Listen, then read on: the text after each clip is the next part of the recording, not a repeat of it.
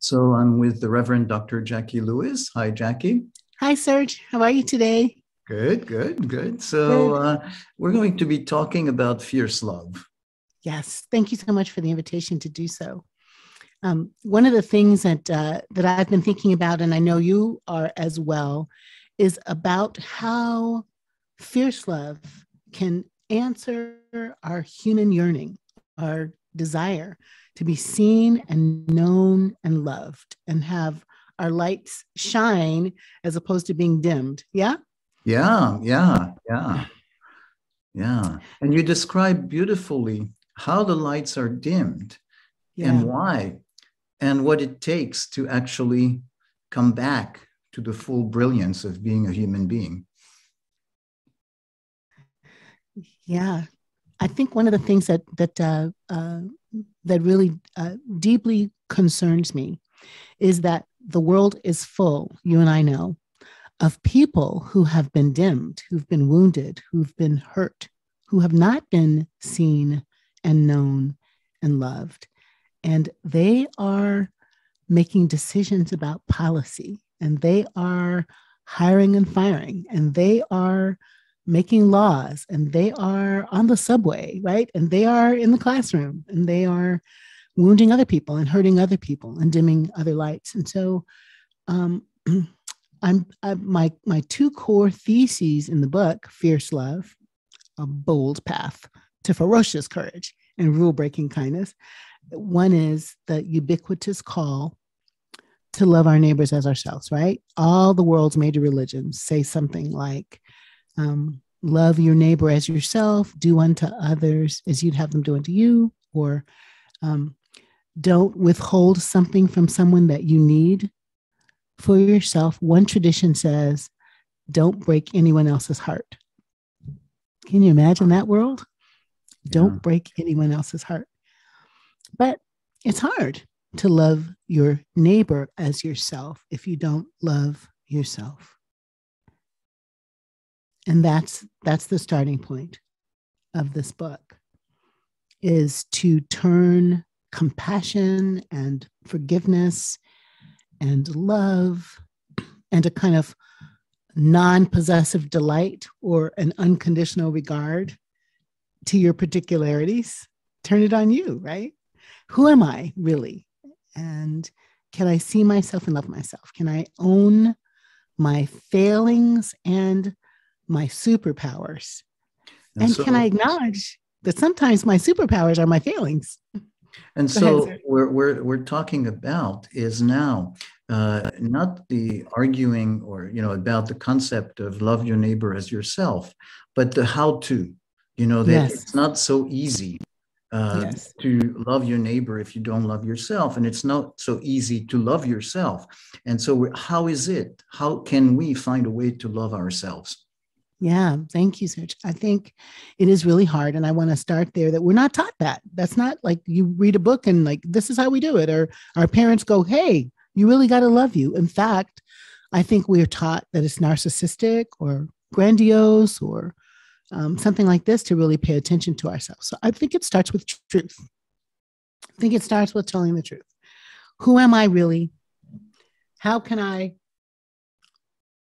look at myself with an open gaze? How can I say, you know what?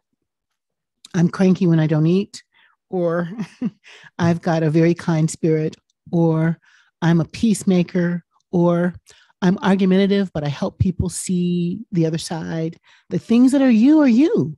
And in my tradition as a Christian pastor, we say, we're all made in the image of God. And I wonder if how would we adapt that in any tradition to say, everybody's got a divine spark, or everybody's a little bit holy. And in a way, it dishonors the deity to not love yourself, right? To say, when I was a child, someone would say, God didn't make no junk. Like you're wonderful because you have been created by love. You are, a unique representation of what God is like in the world. And so can we imagine owning that And when I was younger, Serge, I would laugh at, no kidding, those affirmation books, tell yourself you're, put a sticky in the window and say you're great. Like I don't laugh about this anymore because where we pay attention, what we see, what we notice is what we believe. So I now am a person who flosses my teeth, brushes my teeth, saying, it's going to be a good day today. You are going to bring your best self to it. If you make a mistake, you're going to forgive yourself. If you fall down, you're going to get up. Yesterday, you learned new lessons and you're better today than you were yesterday, and it's going to be okay. I would say that to my child. I would say that to my grandchildren. I would say that to my friends. So I say it to myself, and it helps. It rewires me. So this is where it is. You tell the truth. You don't pretend. You don't have a facade. You don't lose your authenticity. You stay inside your true self, and let that true self feel loved and seen by you as a practice, I say, for loving the other. So and I see the big difference between, say, empty affirmations, because in this case, it is saying, okay, I want to give a chance for this to be true. I will see in what way it can be true.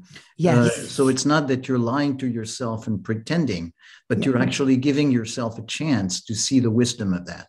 Yes, absolutely, Serge. And knowing that the best way to love yourself in this practice is to also say, not going to nail it every day, just not gonna, like I'm not going to, but I'm going to grow this muscle. I'm going to practice this and rewire my brain. And I'm going to grow this muscle of loving myself. I had to make a really tough decision this week about not having in-person worship on Christmas Eve. Mm. We were so looking forward to it. We've rehearsed for it. We've planned for it. And I'm the risk manager for my community, and it's my decision to make. And I made it, and I was so upset about it. I was just sad about it and anxious about it. And it took me a whole day to get comfortable to say, Jacqui, even if people are disappointed or sad or angry, do you think it's right? Yes. Mm. If someone else decided it, would you be comfortable? Yes. Does it feel to you like it's going to be safest? Yes. It wasn't instant, Serge, right? It was a day of agony. And then saying, be gentle then, Jacqui, with yourself, because you got a lot of people to be responsible for, and that's a good decision. And my partner, my husband, affirmed that. And in the end, people affirmed it. But I was the one who had to decide inside myself to love myself, even if I was wrong. We won't make as much offering if we're not in person. That's the truth. We won't maybe have as beautiful of an experience. That's the truth. Still, I love me, and I did the right thing. So, Yeah. So you describe very nicely that sense of how to not be alone against yourself, and how we gain strength by being supported, by having people who have our back. And so this is about recreating the experience of having support by finding support within yourself. That's right, Serge. And that's a really important theme in the book that I come back to. In the last chapter about learning how to see, and I'll say something about that in a minute to just bring another thought alongside us, which is also around that support. The other kind of thing in the book, along with like some really personal stories, as you know, is Ubuntu, right? And we have heard this word. It actually is in a book called The Fifth Discipline, which is a business book about how to grow leaders. But it comes from South Africa, and it means a human is a human through other humans, or a person is a person through other people. And someone would say, I am because we are. I am who I am because we are who we are. And can you hear how that is so communal? My identity, my surviving, my thriving is wrapped up in yours, so that if you're hungry, my stomach growls. When you don't have health care, it has to shape how I vote. Your family's life is my family's life. And it is so beautiful and powerful that it comes out of South Africa, and how, despite apartheid and all the upheaval and all the violence and the anger, it's Nelson Mandela who came to value the humanity of his captors through Ubuntu, and Desmond Tutu teaching about Ubuntu. They rewire South African life by understanding this ancient wisdom of being inextricably connected one to the other. So now this idea of like, what I'm going to do for myself is to learn to love myself and affirm myself and raise that muscle. But that's also not separate from me learning to love you unconditionally, to love you and to see that your destiny and mine are connected. So my posse, my husband is a part of my community, my posse, my grandchildren, my kids, my siblings, my dad, my work colleagues, all of us are in this together. We are all in this together to say, I see you, is the greeting in the Zulu. Sawubona, I see you, Serge. I see you. And because I see you, not just your face, but your kindness or your superpowers or your foibles, or your itchy places or your sorrow, all of that. When I see it, the Zulu people say, then that's when you exist. Sawubona, I see you. Sinkona, I exist. To see each other, which is to notice each other, which is to listen to each other, to learn each other, is what makes us real together. And the rabbis say a moral life is learning how to see. John Lewis, see something, say something, do something, right? Learning how to see is fierce love. Yeah, learning how to see. And that's really wonderful. That's because of the community, that sense of we're all in it together. If I don't see you, of course, it creates a hole. And if I don't see myself, it also creates a hole because I failed you by not seeing myself. And so there is a sense of it's displaced from narcissism or selfishness to actually occupying your place in the community. Oh, that is so well said. I wish I had written that. It is our duty to help each other exist. It is our job, our calling, our vocation to create community by seeing and by being seen, right? To not withhold, to not hide, to not make a facade, but to be transparent, to be authentic, to put our real self in the room, in the community, in the neighborhood, so we can make a whole humankind, right? Yeah. And so all the more painful when actually the pressure of society makes some people be othered, or, as you use the phrase raced, that sense of taking the sense of seeing yourself through others' eyes, in which you are other, you are not seen, and you don't exist. That's right. I had my first unseeing or being misseen. I think I'm making that word up, but misunderstood or mislabeled when I was 5, and a little girl named Lisa called me the N-word for the first time and erased me. I'm not just Jacqui, Richard and Emma's daughter. I'm not just a girl. I'm a Black girl, an N-word girl that's nasty.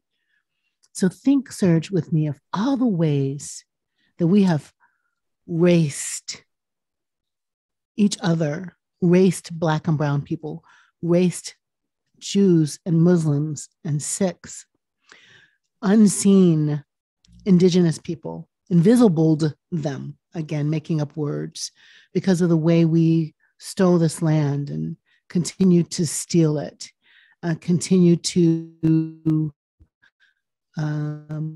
make them invisible, and or attribute all kinds of negative things to someone because of their ethnicity or race or sexuality or gender. Those violences, Serge, those are violences of unseeing, erasure, racing and erasure. I think to put those two words together, then you now have generations of people, generations of Black children who've been told that they don't matter, that their lives don't matter.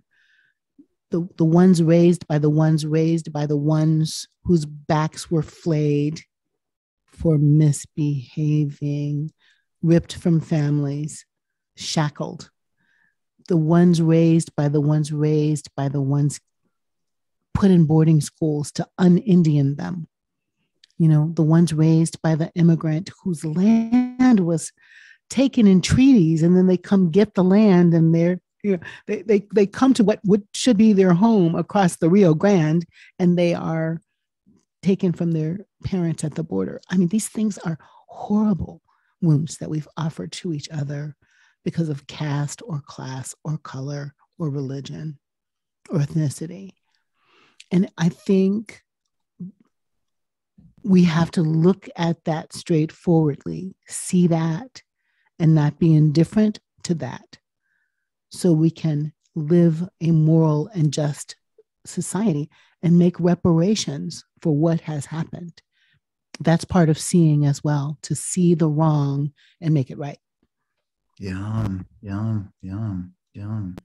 That in that sense, you're not describing seeing the wrong as if you're from another planet and you're looking at it and you're not connected, but it's seeing that actually the place where you live is polluted and incomplete because of that.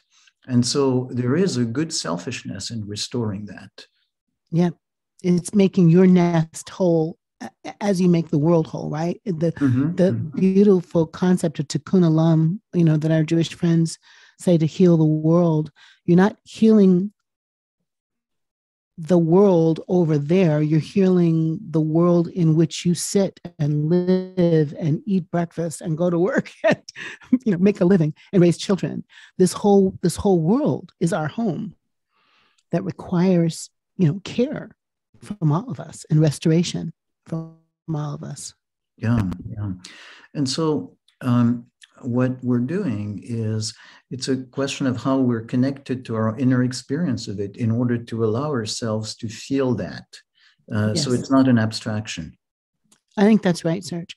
And that kind of inner connection, so interesting for us to talk about that today. I was in a small group conversation with my church yesterday, saying, I'm really feeling, you know, I'm a justice warrior. Anybody who listens to this, who's Jacqui Lewis? I'm in the streets, my fists are up in the air, I'm shouting, let's make it better. You know, I'm like healing I'm the anti-racist, you know, pro-queer, you know, pro-women, pro-environment, like, let's fix it. But what's happening in this season of my life is the deep, deep conviction about how much that inner work, the inner life, has to do with manifesting the outer world that we want. Like, oh my God, that's why I got that psychology degree. Okay, I get it, God, you know, but this idea of we will extrovert, we will put in the world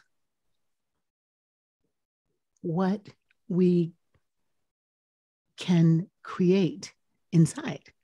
And if what's inside is chaos and anger and blame and rage and, you know, competition and violence, then that's what we put in the world. But if we can cultivate joy and peace and kindness toward ourselves, and I'm going to say toward the selves in us, right? Because there's parts of us we're thinking, oh, I hate that part of me. But if we can be kind about that self too, we can love the other in us, then we can love the other outside of us. Yeah. So that's beautiful. I want to just take a moment, slow it down a little bit.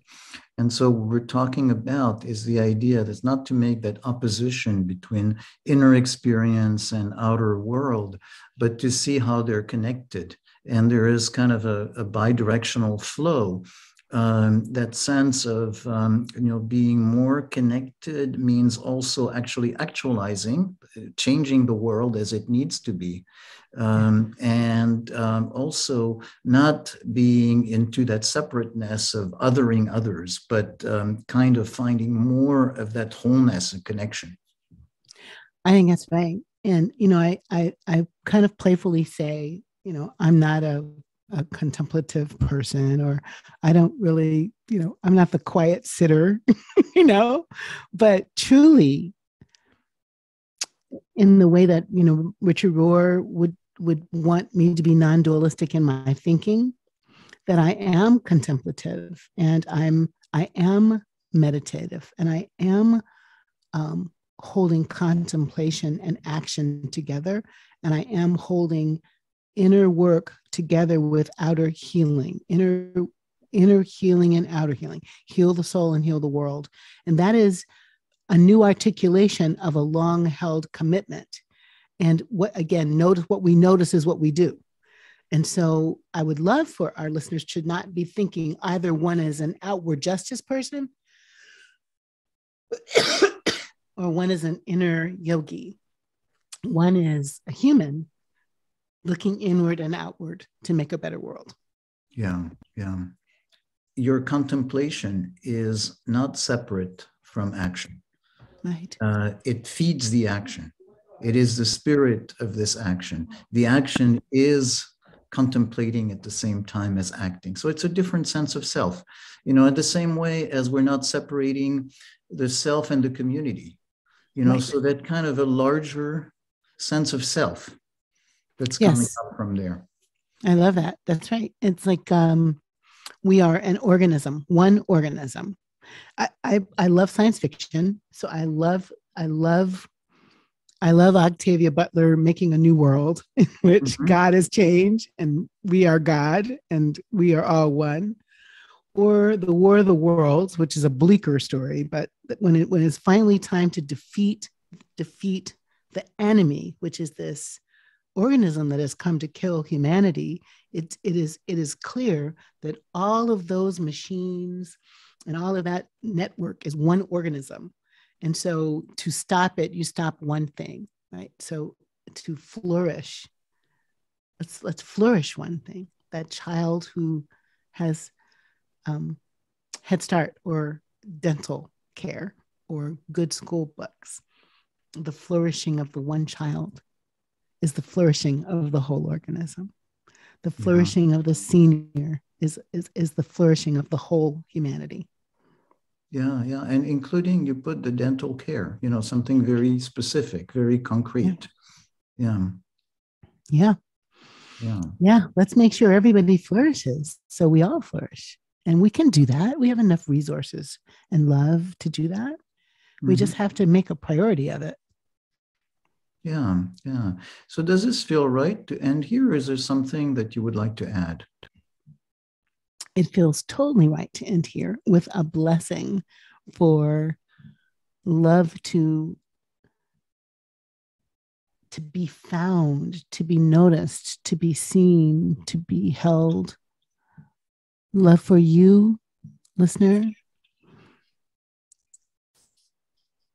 and an intention about your flourishing,